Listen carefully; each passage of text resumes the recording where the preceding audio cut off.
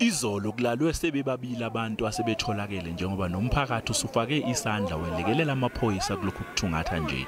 Okhulumela amaphoyisa kwaZulu-Natal uColonel Thembeka Mbele uthi amaphoyisa njengamanje asasendaweni yesigameko kanti ukuthungatha kuyaqhubeka.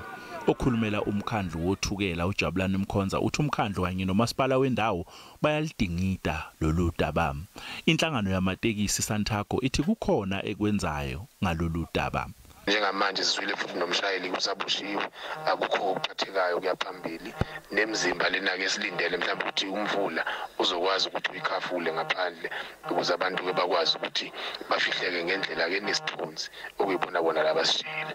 Kodwa njengamanje njena imboni sanxusa ukuthi njengoba sekuma east abashayeli abangathatha ama risk endaweni la kubona la khona ukuthi kunobudedengu nobucayi obungenzeka abantu abangayishayeli imoto bese beyiphoqelela lapho. Ngenkathi kuthungathwa izolo kutholakale isidumbu sikaZamongo bese oneminyaka engama-48 ubudala notholakale emfuleni umtshezi. Kuthe ekhambeni kwesikhathi kwabe sekutholakala esinye futhi isidumbu nesitholwe ngumphakathi. Lesidumbu ke ngesikaSayizi Chonco oneminyaka engama-28 ubudala otholakale esihlahleni esingasemfuleni kanti umphakathi uthe uma usithola lesidumbu wasinikezela emaphoyiseni akwaNobamba. Ukuthungatha kuyaqhubeka. NginguCalvin Dludla wezindaba zeSABC.